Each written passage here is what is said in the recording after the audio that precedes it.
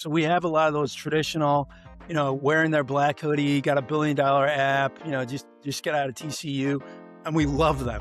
But what we really love is when they meet some innovative people from Southeast Fort Worth, and you see them collaborating, and these kind of unlikely friendships are forming, and that's what we get really excited. Where you see that everyone in the community is working together to make Fort Worth kind of stand out in the world of entrepreneurism.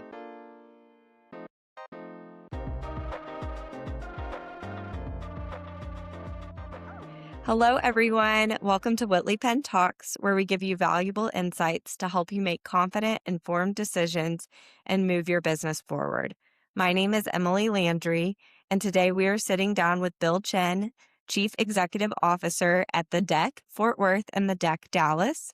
Together, we will discuss the realities nonprofit founders face behind the scenes and how early support can shift and shape long-term success.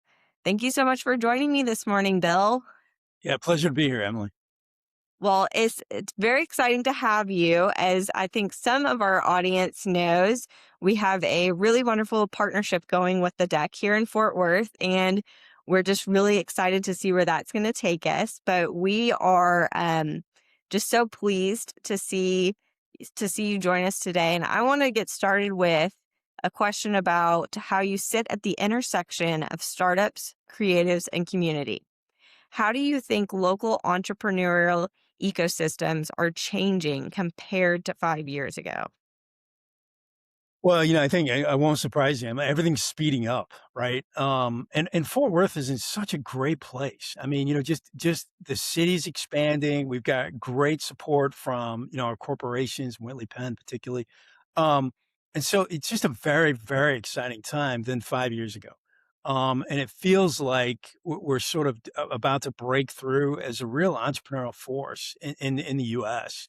And I think a big difference that I see from 5 years ago is that a lot of collaboration between Dallas and Fort Worth. And look, I mean, I'm a Tarrant County resident and have been for 29 years, but I know that doesn't buy me much in downtown Fort Worth. But we've worked really hard at making sure that, we're getting to be really competitive with Austin. So if you take sort of the entrepreneurism in Fort Worth, that was pretty much siloed 5 years ago, and the same in Dallas, um, you know, Austin did so much better than we did on really every measurable entrepreneurial statistic. I think when you combine us, we get a 1+1 is 3, and we get really competitive, not just in Texas, but in the whole United States. So entrepreneurism is getting pretty exciting around here. It's wonderful to hear. What do you think are some of those key measurements, or are you willing to share some of those? Yeah, absolutely. I mean, investment is a big part of it. I mean, are we investing in these great founders? And so, you can have great technical support. And frankly, I think Fort Worth and Dallas does have great technical support and a great community. But if that doesn't result in dollars into these founders, they just can't expand. And they're not attracted to come here. So, the one thing that I've seen, like I'll give you a great statistic. Well, it's actually a terrible statistic. Is that Austin last year invested about 5 times as much in the angel capital, that early stage investment, than all of DFW. Um, Oof. no, I know, and it doesn't make a lot of sense. But what happens is people will fly. That is, investment folks and entrepreneurs will fly to Austin because it's a one-stop shop. I mean, there's 2 streets in Austin you have to visit. You're done with the entrepreneurial scene. Whereas here in DFW, I mean, we've just got a lot of mileage. I mean, there's just long distances.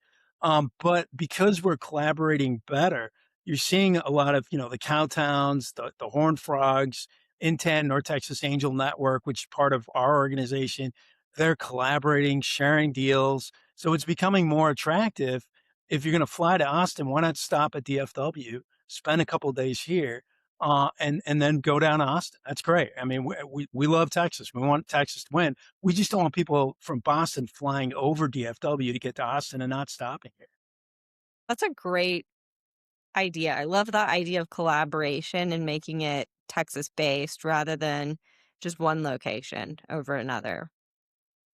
What are some of the less visible back office challenges that founders face early on that if they had got to address them sooner, it might help them. Well, the one that jumps out is there's this kind of FOMA on, fear of missing out on AI. Every founder we talk to goes, man, I feel like, if I don't build that in sort of my building blocks in the foundation of the organization, I'm going to pay this price for years. And they're not wrong. I mean, that's such an incredibly important technology. And I know Whitley Penn has been doing a lot of things in that realm. But we try and assure them that look, as you build this, we're going to help you get that AI in there. But you don't have to worry about as much as you have to worry about the core basics. Who's your customer? How am I making money? I mean, how is this venture going to turn into real cash for my investors, right? And so they're not wrong to think about AI, but it comes up like every other sentence. And there's a moment where you're kind of like, okay, we're with you. I think we got some great things in place that help you with that, but don't be so worried about that you're kind of scared to get this thing started, right? I mean, AI will be part of your process. It's hard not to make it part of your process these days. They worry about it a little bit too much. That's interesting. You talked about, you know, who's your customer? What are you doing? How are you going to generate cash from it? Uh, I'm curious how often those challenges aren't addressed early on, or they maybe broaden the scope too quickly, and maybe there's a little bit of opportunity to help create a target market faster. Yeah, I think you nailed it. I mean, look, you have one individual, usually as a founder, right? Maybe two, but essentially, we're expecting them to understand everything. To be a great marketer, to be a great finance person, to be this sort of creative person that came up with this innovative idea. And it just that doesn't reside in one or even two human beings. And so, the trick is to sort of surround yourself with other entrepreneurs and have this system where you can lean on each other's strengths and sort of obviate your weaknesses. And that's why the ecosystem is so important. And that's why partners like Whitley Penn are so important that you kind of figure out, what do I do really well? What do I not do really well? And how can that ecosystem support me to make sure that I actually come to market with a pretty well-rounded business case. But you don't have to have all the bases covered. I mean, that's why you need this ecosystem. That's why it's important to jump in and not just sit in your spare bedroom and come up with this idea in the darkness, right? You need to kind of go out there and show this idea and share this idea and find out what resources are out there. So that's always a big thing, is collisions, is making sure that people are out there in the ecosystem and colliding with folks. And because that's when they make those critical pivots that is part of every founder story. Love that. I've had the opportunity to go into the Fort Worth space, as I believe you know, and I've seen some of those collisions happening in real time. People drawing on whiteboards, talking about how to do things together, using some of those conference spaces. And I think it's such a unique space to just say, we're going to allow this to naturally occur, but also maybe encourage it a little bit with a break room and an innovation lab and some other opportunities just for those collisions to happen in real time, and I think that's a really remarkable testament to what the deck's doing. Well, Emily, you laugh because even since you've been there, we redecorated. I mean, we have this amazing person who runs the space for us, Jamie. She does such a good job, and she just loves entrepreneurship, and she loves Fort Worth. But she's a decorator by art. So I'm like, she's constantly bringing in new furniture and changing around and just kind of seeing where the entrepreneurs want to hang out. And that's really a big part of what we do, is make it very comfortable.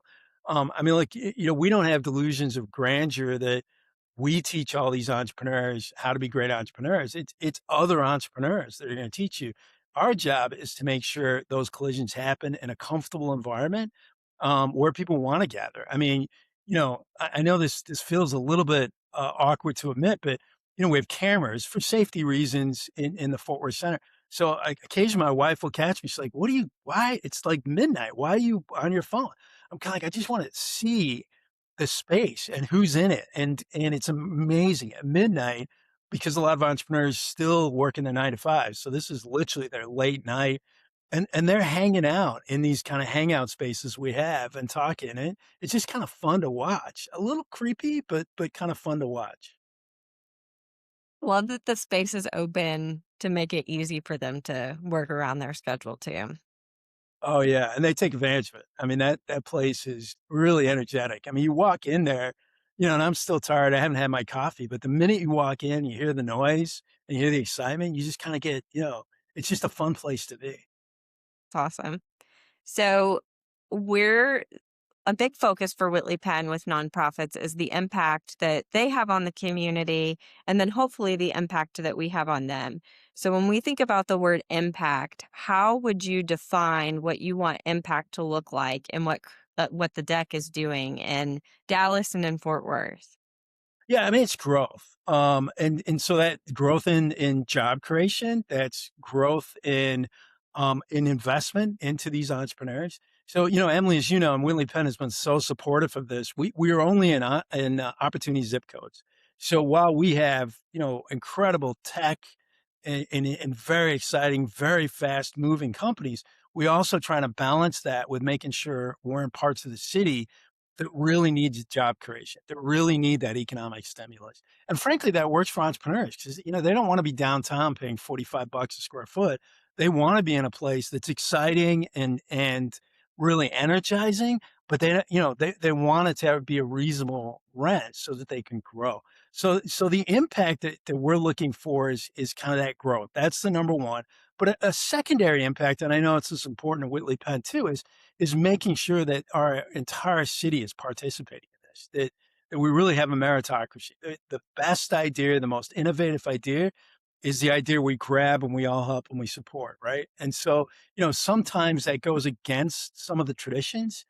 You get some, the entrepreneurs look a little bit different these days, and that's great, and that's really exciting. So we have a lot of those traditional, wearing their black hoodie, got $1 billion app, just get out of TCU, and we love them. But what we really love is when they meet some innovative people from Southeast Fort Worth, and you see them collaborating, and these kind of unlikely friendships are forming, and that's where we get really excited, where you see that everyone in the community is working together, to make Fort Worth kind of a standout in the world of entrepreneurism.